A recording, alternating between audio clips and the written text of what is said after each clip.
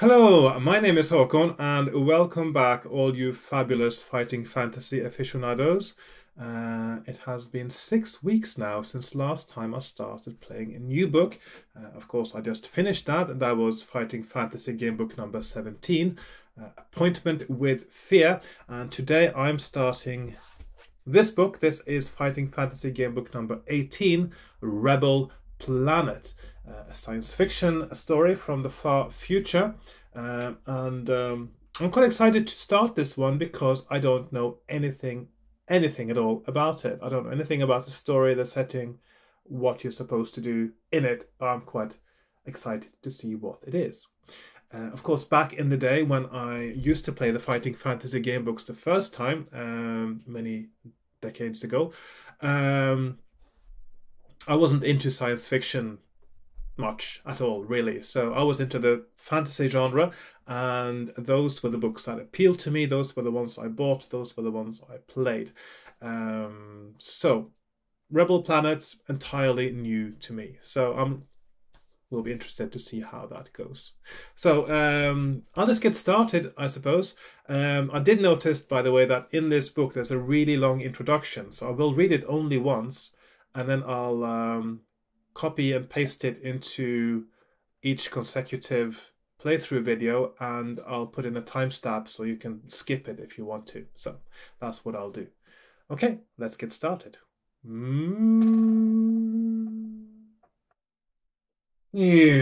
Oh, here we are, Rebel Planet. History. It is the year 2453. Human colonization of far-flung planets of the galaxy began in 2070, with the first expedition to Tropos, only 6.8 light-years away from Earth. Tropos gradually became a center in its own right, relieving the pressures caused on Earth by too many people. Home from home, claimed the glossy brochures, designed to attract further colonists, but more terrestrial than terrestrials was nearer the mark, as the fashions and habits of the late 21st century became fossilized and fell behind changes on Earth. Canny travel agents used to advertise visits to Tropos as journeys back in time. With the discovery of Ziridium on Tropos, and the invention of the Alpha Ziridium system, which enables spaceships to keep accelerating rather than simply traveling at the same speed, more distant planets became neighbors. The next planet found to be suitable for humans was Radix. One of the unexpected factors in inhabiting another planet is that any new species must adapt to suit that planet. Radix is a very fertile planet, and the human colonists there soon found that so-called human nature is mainly a product of the planet Earth. Life on Radix was so easy and luxurious that the colonists quickly settled into a way of living that, by Earth standards, was lazy and corrupt. There are very few planets in the galaxy that humans can inhabit. Even those which have the right atmosphere may be too hot or too cold, or have too much or too little gravity. Eventually, Halmuris was discovered, but not before several expeditions had been lost in the abyss of space. Conditions on Halmuris are bleak and bitter. It became mainly a home for scientists and explorers who were waiting to find and be sent to the next planet. Before long they had found it. The first unmanned flights brought back pictures of a planet obscured by cloud, whose atmosphere, as revealed by spectral analysis, was a breathable but lighter version of Earth's. In their joy at the thought of getting off Halmuris, though some would remain as a sort of base camp, they gave the new planet the peaceful name of Arcadion. But what did the clouds hide? Arcadion consists of 3 landmasses, separated by huge expanses of water. Because of the separation of the continents, a different species developed on each landmass. By 2285, when human spaceships split the clouds and came down to the surface of Arcadion, The three species had been united for a long time. The inventive and intelligent occupants of the vast horseshoe-shaped continent, which circles half the globe from east to west, had conquered the warlike northern species and the more artistic southerners. The alliance, as it was called, had lasted for centuries. Their technology, however, was more primitive than Earth's, and space travel was restricted. They wanted to conquer space just as much as human beings, for they wanted an empire. So when the few human spaceships landed, the Arcadians soon saw the advantages of Alpha Ziridium. The war took only 12 years, and for most of that time the Arcadians were building Alpha Ziridium fleets rather than actually fighting. First, the outpost on Halmuris was taken by surprise and overrun. Radix, to its eternal shame, gave in without a struggle. The invaders met with stiff resistance from the Tropians, who were eager to keep their traditional way of life. But the Tropians, too, were overwhelmed by the greater numbers and fighting skills of the Arcadians. Earth itself, with its bases on Mercury, Venus, and the Moon, fell soon afterwards, and the worst fears of the prophets of doom backed by the terrestrial ecology party, who never wanted to leave Earth in the first place, came true. Human beings became ruled by a galactic empire. The Arcadians were badly equipped to control an empire at first, but Arcadians are very adaptable. They built a massive organic computer on Arcadion. Binary is natural for the two-fingered Arcadians, and implanted into the brain of every Arcadian a receiver linked to the central organic complex by empathy, which had long been recognized to be the quickest form of communication. The Arcadians became like a hive or an ant colony. Each individual is a cell of a sprawling single entity, an entity which can control an empire with merciless efficiency. Arcadion, a peaceful name, but for 150 years it has been another word for tyranny. The only human word still spitefully allowed is the name of the planet. Esperanto was the common tongue of human beings, but now its use means instant death. Humans are slaves and are only kept alive to serve the aliens, and humans do not live for very long these days. The only Arcadian regret is that the human body cannot be implanted with the empathic receiver, as they discovered after the vivisection and death of hundreds of test cases. The Arcadians chose to submit their will to the central computer, but human will cannot be wiped out without death. The aliens can keep their power only through cruelty. But it has not gone unnoticed on Earth that the weakness, as well as the strength of the Arcadians, is that they rely on the computer. They no longer have any will of their own, so they would become zombies if the computer were destroyed. The weakness of a hive is the supreme importance of the queen ant or bee. The weakness of the empire is the computer queen of Arcadion, and this is where you come in. Mission background. In times past, the planning and funding of human colonization of other planets was undertaken by Saros, an international organization promoting search and research of space. Under the Arcadian Empire, Saros has had to change. Although it seems to be just an astronomical institute, in fact it has been doing all it can to overthrow the empire. It quickly became clear that a full-scale military attack was out of the question, and that the only hope lay in a solo mission to destroy the central computer. Preparing for this mission has been a long and patient task, hindered by the fact that radio transmitters are still not allowed, and contact with the underground on other planets was difficult. But two factors make the time right now, or as right as it probably ever will be. First, you are the perfect choice for the mission. You are resourceful, courageous, and dedicated to liberation. You have been trained for many months in martial arts, and you have acquired a knowledge of those branches of science that could be at all useful. Finally, Your cover is excellent. You will travel as a merchant. For the second factor is that humans are now allowed to travel in space again, though only as merchants to serve the Arcadians. You will be taking wheat from Earth to Tropos, Ziridium from Tropos to the authorities on Radix, luxury goods from Radix to Halmuris, and you have been instructed to take an important Arcadium from Halmuris to Arcadion.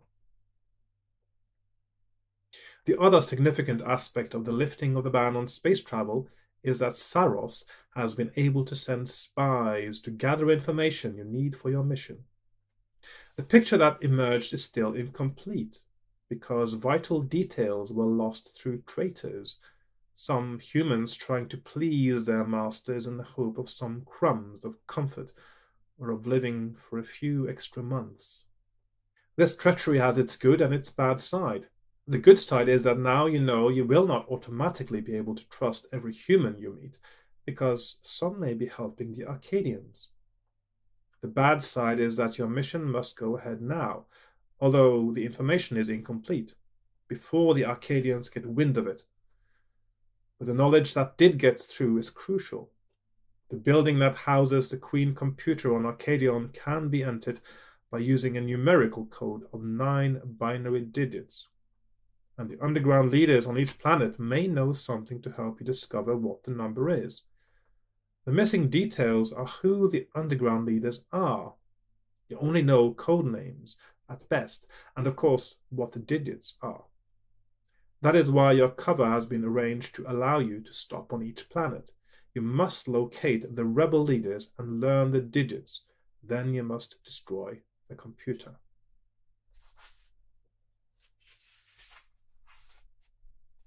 Contact with aliens.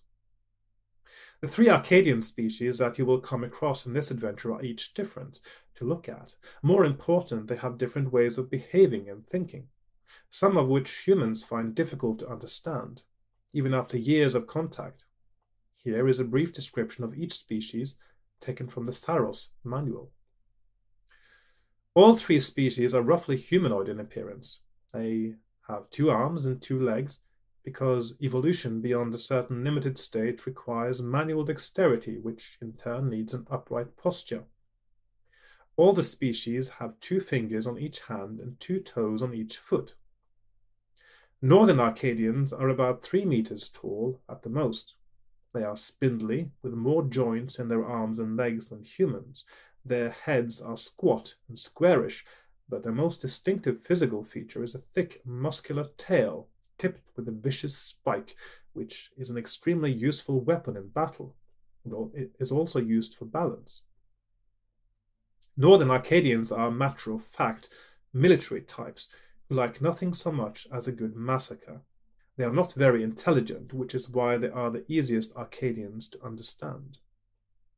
Southern Arcadians are like a roly-poly version of the Northerners, but do not let that fool you. They can fight if they want to. Their chief physical differences from the Northerners are that they have no tail. They are shorter and squatter, and they have 2 antennae. The purpose of these antennae is not clear, but the most likely explanation is that they pick up feelings. They use these antennae in a variety of ways, many of which are too subtle for a human to understand, so it is easy to offend them. They tend to be sensitive anyway. They prefer to talk in a very poetic way, which can be confusing at times, though they seem to understand one another perfectly. However, they have learned to talk down to insensitive humans. Central Arcadians are the most powerful species, and are the most human to look at. They are usually under 2 meters tall and have the same number of joints in their arms and legs as humans. Apart from their small tail, the most obvious difference between Central Arcadians and humans is their elongated head, which tends to jut out at right angles from their shoulders. The head has a pulpy crest of tissue. Physically, they are by far the weakest of the 3 species, but they make up for this by their skill. In battle, for instance, they are often able to win by distracting their opponent. Their thoughts tend to be very abstract, and they quite often behave in a way that means something to them, but is difficult for anyone else to understand. It is as if they did not care whether others can follow such trains of thought. This is just one example of how arrogant they are.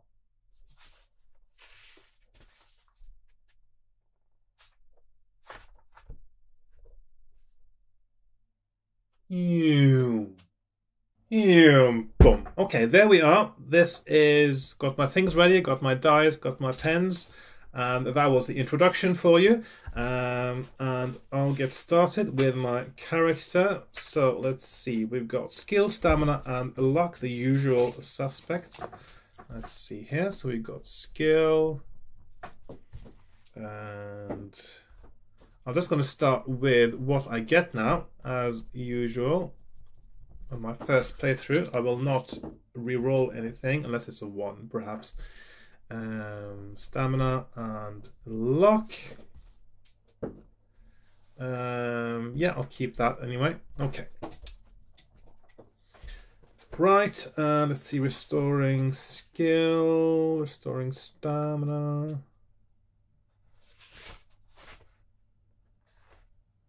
Rest and food. You might buy food, it says here. Something about buying food. Restoring luck. Combat. Let's see. Of course, combat will be a bit different here as well. No combat in space, it says. Force fields.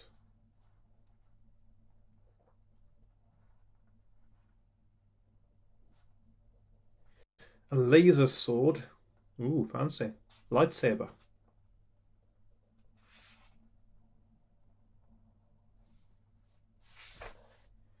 Okay.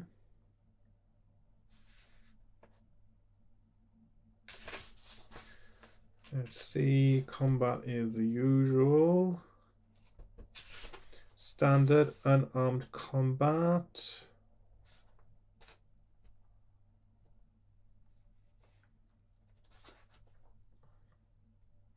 If you ever lose your laser sword, you will, or if the book instructs you, you will be involved in unarmed combat. And let's see, the conduct of unarmed combat is the same as for armed combat, except for the following sudden death rule. Whenever your attack strength is higher than your opponent's, roll 1 extra die. If you roll 1 to 5, you reduce your opponent's stamina as usual. But if you roll 6, your opponent has been unable to prevent you from finding a pressure point, which will either kill him or leave him unconscious. Okay, so you're very good at martial art then. In either case, the fight is immediately over. Note that this rule normally applies only to you. The Arcadians are not so skilled in unarmed combat. If you meet an opponent who is as skilled in unarmed combat as you, and to whom therefore the same rule applies, the book will tell you. Okay. Luck, let's see, equal to or less. Using luck in battles is the normal thing. Yep, luck in battles, same as normal. You will be an equipment and money. You will be an undercover agent, so you can carry hardly anything with you. Equipment would arouse suspicion. Apart from your money and your weapon, you will have to acquire everything else you may need to complete your mission during your trip, including other weapons, which would then be rather suspicious, wouldn't it? Anyway, you have an anti-grav pack in which you can keep up to 6 of the items you will come across in this adventure. So you have a carry limit. Okay, that makes sense. Without loss of stamina. However, you may be advised before leaving a planet to get rid of anything you think you may not be able to smuggle onto the next planet. Okay, so it's all part of the story then. So credits, I've got 2,000 credits. Credits, 2,000. With which to start your adventure. Used wisely, this should be enough to pay for extra equipment, board and lodging during your mission. You may be able to acquire more during your adventure. What you have and what you spend should be entered in the appropriate box, etc., etc. Right, so that is the beginning.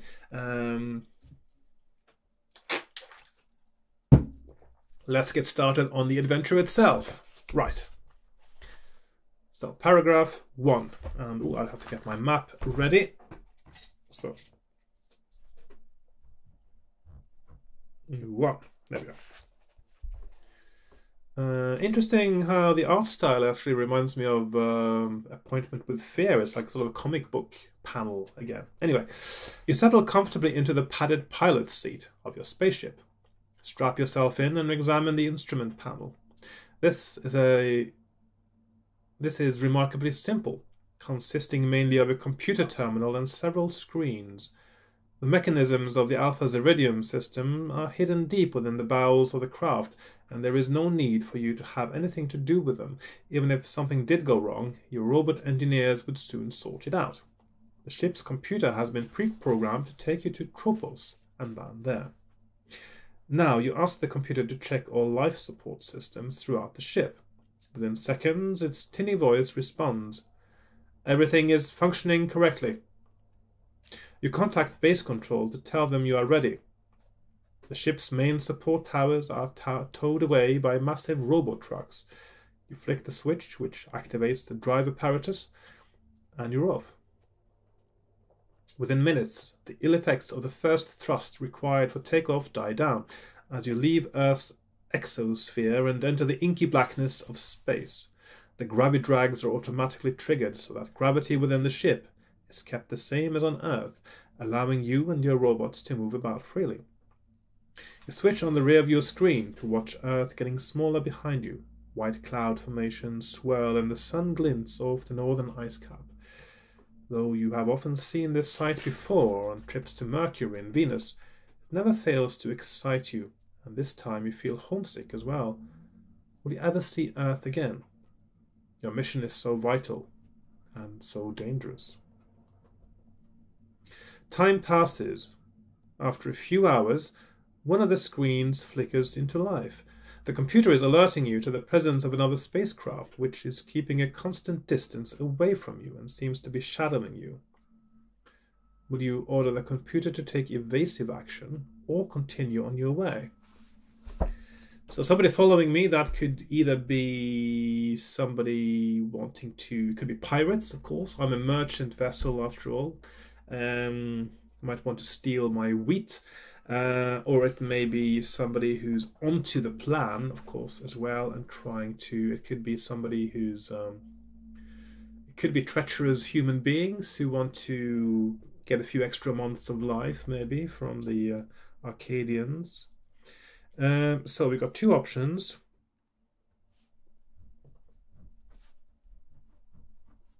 We have evasive action, 48, evade, or 398, continue.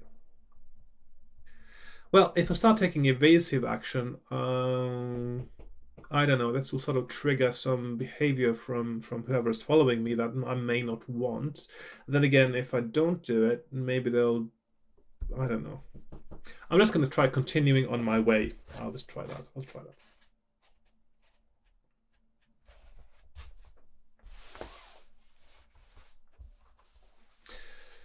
Quite right. Your escort must be an Arcadian, and you do not want to draw attention to yourself. That's what I was thinking as well, because if you start taking evasive action, it's sort of indicating to your followers, aren't you, that you think that there's a reason why they should be following you, if you see what I mean. So, you pass the journey pleasantly enough in eating, sleeping, exercising, and playing chess with a computer.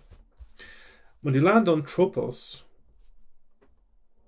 you find that you are due to take off again tomorrow for Radix. The Arcadian guards at customs search your anti-grav pack but find no more than your clothes because they don't search your body. They rely on the metal detectors to do their job. But your laser sword has been treated with a chemical which prevents it activating the detectors, and your money belt contained no metal. Once you have registered as all non-tropian humans must on arrival, you leave the spaceport. Turn to 299. 299.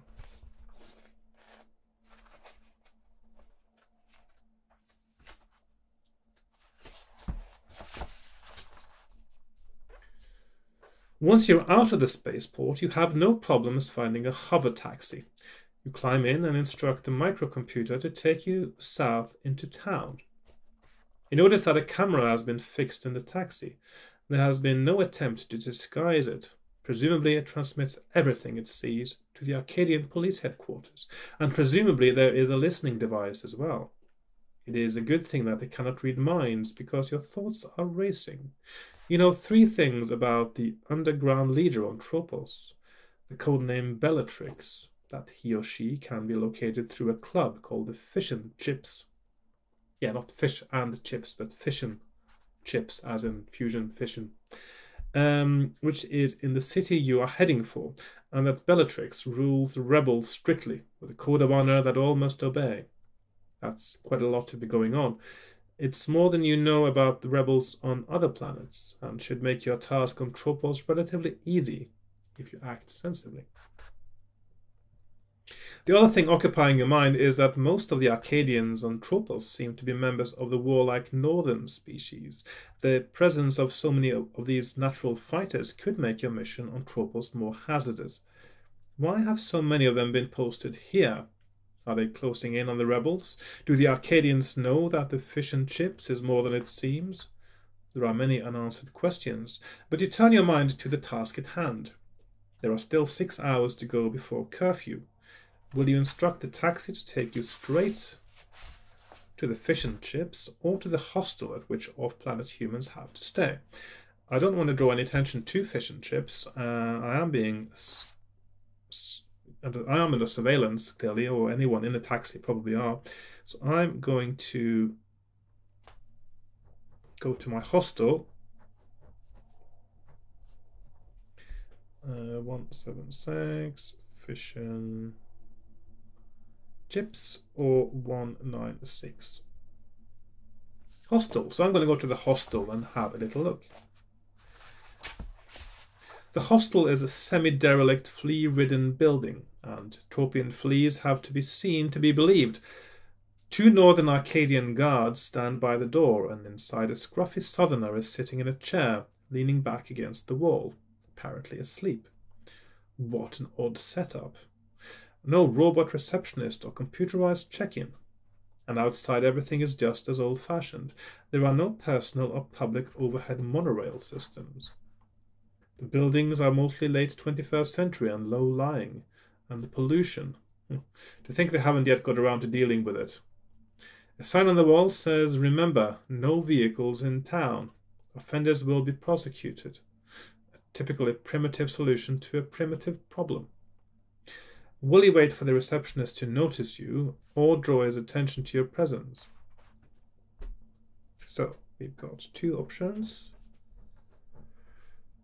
So 29, wait, or 188, and draw attention.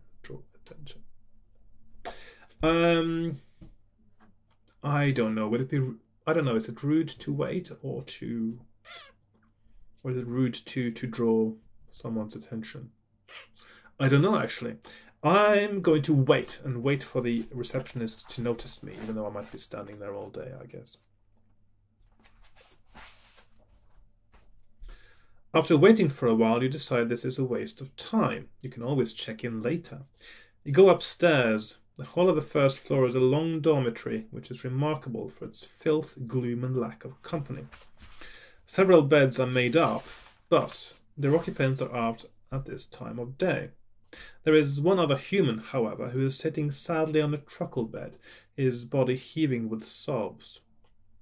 Will you go and grab a bed near him and strike up conversation, or will you settle yourself far away? Okay, let's see. So we've got 2 options again. 3, 5, 4, or 60. So that is near or far. I'm going to grab a bed near him, and just to see if there's any important information I can get from him. Cheer up, you say heartily, as you dump yourself onto the bed, whose springs respond with alarming bongs. It may never happen. It already has, moans the man. What do you mean? Where are you from, you ask? Oh, I'm from Tropos. I'm only staying here because those murdering swine have made me homeless. They suspect me of being a rebel, you see. my wife, my children.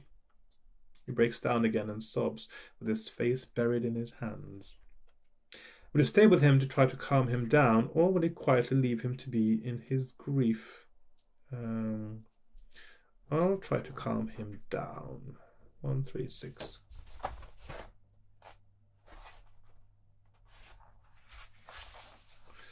After a while, the man's sobs die down and he lies back on his bed, staring vacantly at the mouldy ceiling. Suddenly there is a commotion downstairs. You jump up, just as one of the guards from outside the hostel runs into the room, brandishing a whippy. Or like a whippy ice cream. Or like a whip, probably. The receptionist has been murdered, he shouts. Which one of you dogs did it? Not that it matters. 10 human lives for every Arcadian, and you two will be first. He approaches your companion, who has remained lying on the bed as if he didn't care about death or didn't believe he would die. You cannot stand still and let a fellow human die. You pull out your sword and leap into the attack. Right, let's see. Every other attack round, roll 1 die. If you roll 5 or 6, the guard has managed to get a hit on you with his tail. Whatever the result of that attack round otherwise, and you must deduct 2 stamina points. If you win, okay, so we got 6, 8, and a little asterisk there to notify that there's special rules. And if I win, go to 2, 6, 8. Right, so first battle. So I got a skill of only 8 and a stamina of 20, and he has 6 and 8. Let's see how that goes. So I've got a 2 skill point advantage. He rolls 4, I roll a 7, so that's first round. I hit him. Every other attack round, so I suppose I'll do that next time. So he rolls 10, I roll 7, so he hits me. And then I roll to see if I get 5 or 6. I got a 6, which means I also lose another 2 stamina points. Okay, next round, he rolls a 9, I roll 9, so that's me hitting him. Next round, he rolls 7, I roll 9, so I hit him, but he has his tail attack, and I roll a 3, so he misses me with his tail. Then he rolls 5, I roll a 10, and that means that he is dead. And I go to 268. Okay.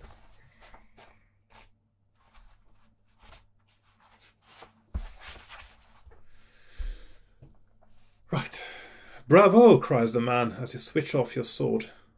Now we'd better get out of here. Come with me. Will you tell him you'd rather be left alone, or will you go with him?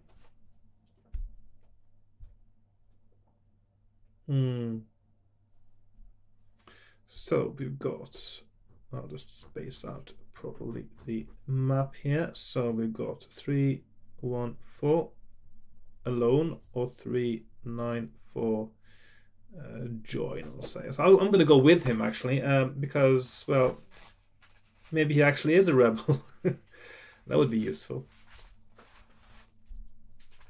You turn south out of the hostel. As you are walking along, you realize that you will have to ask someone the way to the fish and chips. Hang on, was that the right one? Oh yes, there we are. For a moment there I thought I was going alone there, and I thought I might have gone to the wrong paragraph. Okay, and it might as well be this man who has introduced himself as Gruss. I'm hungry, you say, and a friend back on Earth said that a club called the Fish and Chips was worth visiting. Can you tell me where it is, by any chance? Gruss looks at you curiously. Yes, I can get you there, he replies. It's in the basement of the old Adolfo Videorama. That is quaint. And of course, in 2070, there wouldn't be any Videoramas. But your friend must have strange tastes. Well, of course, in 1985, when this book was written, it would have probably seemed as if the video rental business would go on forever, I suppose. And I suppose nobody had envisioned that one day video would be streamed on the internet. But your friend must have strange tastes if you recommended the food there, or the company. Never mind, I'll take you there. You notice that the city is laid out very regularly on a square grid pattern. The hostel is at the north end of North 23 East 5 Street, and the next block south starts at the top of North 22 East 5 Street. The buildings are all very alike except for the Temple of the Five Suns, which towers above the rest of the city and is a famous landmark. It is the center of the imperial religion on Tropos, the five suns being the sons of the planets in the Empire. You are led 5 blocks south and 4 east. Okay, so maybe I should have a little... Maybe the map is going to be, or the grid system is going to be important. So we have the... Maybe I'll just do a separate page for this. I'll do a separate map page, actually, just so... Okay, so Tropos. So we have the hostel, which is north end of North 23 East 5, and that's in the block there. So let's just do something like that. And the next block south, it says, starts at North 22, so that is North 22 East. Also, I suppose it's like your streets like so. So this would be East 5 and North 23, North 22, like that.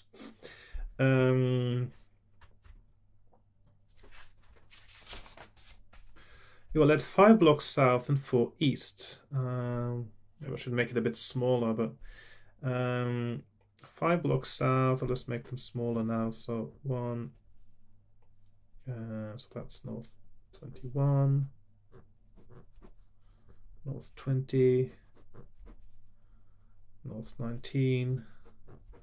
So 1, 2, 3, 4, oops, North 18. North 17. So 1, 2, 3, 4, 5. So that's there, and then it is 4 east. Okay, so I'll just do like so. 1, 2, 3, 4. So that is East 5, East 6, I presume. East 7, East 8, East 9. That is the correct way of doing it. Yeah, I presume.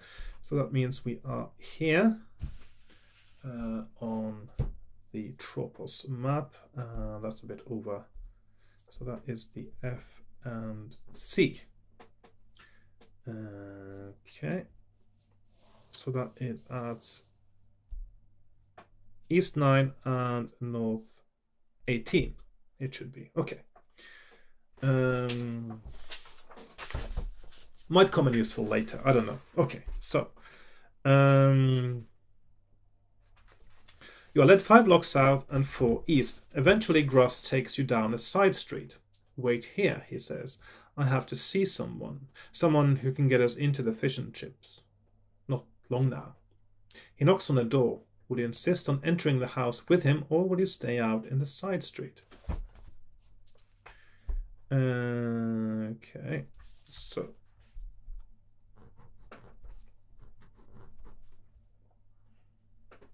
229 or 56. So that is either insist or wait.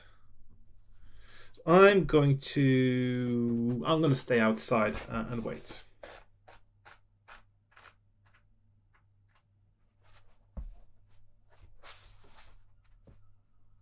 You wait 5 minutes, 10 minutes. What is going on? The answer arrives too soon. 8 Arcadian thugs are advancing towards you, 4 from each end of the street. Will you hopelessly draw your sword to defend yourself, hammer on the door Gross went through, or try another house? Okay.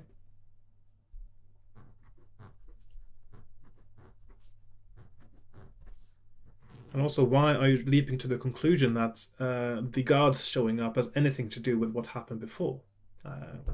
That's not very logical. So 2, 6, 4 sword, 3, 6, 4 door, or 1, 2, 1 other house. I'm most curious, I must admit, about going to another house. So I'm going to go to another house.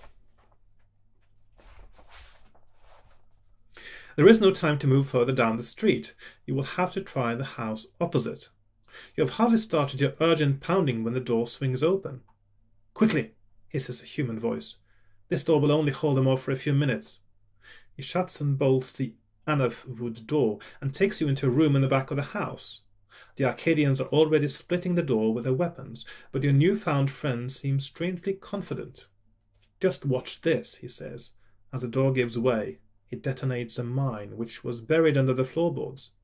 When the smoke begins to clear and the debris has settled down, you clamber over the bodies into the street. One Arcadian is limping away, the others are all dead. Very successful, says the man, but the last of my explosives. Hope you're worth it. Now come with me. Don't worry about those scum opposite. Gruss and his friend. We'll deal with them. We set up this house to keep an eye on them.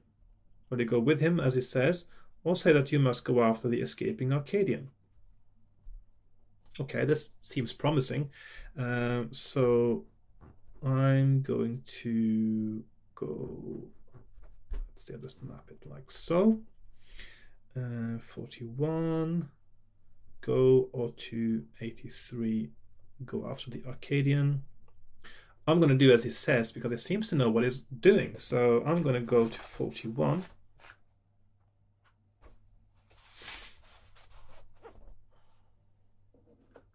It takes you to another house in the street where you are blindfolded and led down some steps.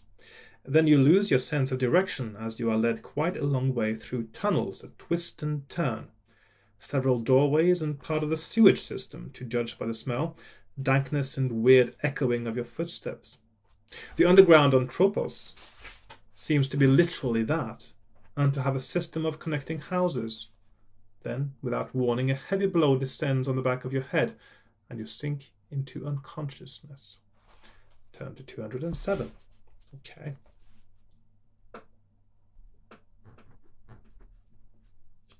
Oh, 7. Right.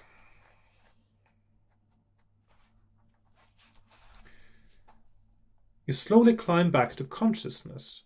The first thing you are aware of is a splitting headache. Deduct 2 stamina points, 3 if you have not eaten today. Okay. So, that means I'm down to 13 stamina, actually. The second thing is that even when you open your eyes, it's still pitch black. Once you have realized that you are not blind, but that wherever you are is in darkness, you clamber to your feet. Immediately, a bright light stabs your eyeballs. You instinctively cover your face with your arm. Behind the light, you can just make out 3 human shapes, 2 standing on either side of the third, who is seated at the table. A woman, who is apparently the one seated, addresses you. You seem to know something of our business. That could mean one of 2 things. Either you're an Arcadian spy, or you are one of us from Earth. If the latter is the case, I apologize for the rough treatment you have received from us, but you will understand why this was necessary. Now, explain yourself. I'm looking for Bellatrix, you begin. Ah, so you know my code name, she says. That in itself doesn't prove a thing. We may have been infiltrated. This is a tricky situation. They are not convinced that you are from Saros, but are you entirely sure that they are rebels? Will you try to convince them that you are who you say you are, or ask for proof of their identity? Interesting options there, because Would they expect me wanting to prove who they are? Is that perhaps a safer thing than to demand and to try to convince them otherwise? I'm going to ask for proof of their identity, actually, and let's see how that path goes. At the risk of making you suspicious of me, you say, I must ask you for proof that you are the underground. My mission is so important that I cannot tell you about it unless I know who you are. I can tell you only this, replies Bellatrix. We follow a strict code of honor because without it we are no better than the Arcadians. You can tell from her tone that she's off on one of her favorite topics. She goes on for quite a while, but her code boils down to 2 points. That liberation is possible, and that no one, not even an Arcadian, is guilty without evidence. You don't quite follow the more abstract parts of her speech, but she is a fine speaker, and you can see how she might be the leader of a group of tough men. More to the point, her passion is unmistakably genuine, and since you already know that the underground on Tropos has a strict code, you are convinced that you are in the right place. Turn to 168. Okay, so I could have skipped that. It leads me to the same paragraph, but I just thought that was a good option to go for. You take the plunge. Surely there must be the underground. You tell them everything about your mission, and even drop the names of 1 or 2 people back on Earth who they might know of, to make your story more plausible. Once you have finished, the 3 humans huddle together. This is a good sign. If they were traitors, they would have finished with you by now. At last, they separate. Bellatrix speaks again. Very good. You seem to know more about this mission than any Arcadian spy would know. There is just one last thing we want you to do. The barman at the fish and chips is a double agent. Return there and kill him. Do you agree or not? Okay.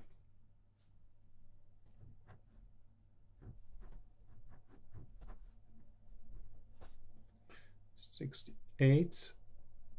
Agree, or 274 not. I will agree to do that.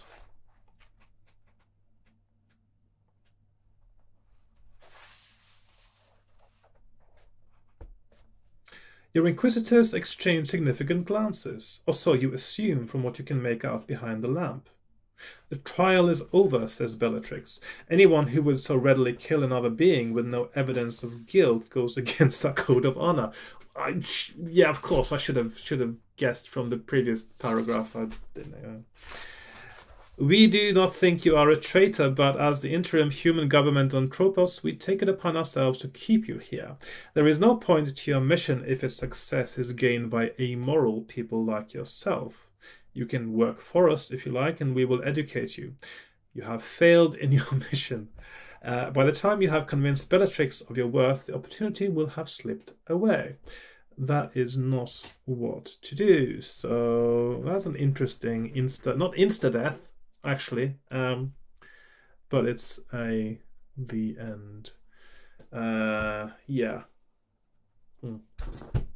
Okay. Well, I just assumed that since they wanted me to kill him, that they were following the code of honor by telling me to do that.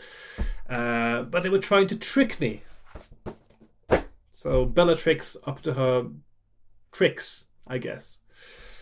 Right, so that is Rebel Planet, and I must say I'm really liking this so far.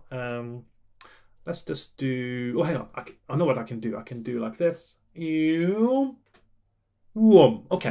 so that is Rebel Planet, and I'm really enjoying this so far, I must say. Bellatrix up to her tricks there, tricking me into thinking that I thought she was following the code by telling me to kill someone, and it turns out that I was breaching the code by accepting to do it. I quite like this, and I'm looking forward to my next episode playing this, and I hope you are too. If you are, please like, share, comment, subscribe, join me on Patreon, all those things if you want to see more content from me, whether it's to do with game books, typewriters, music, whatever else I do on this channel. So yeah, thanks again, and goodbye for now.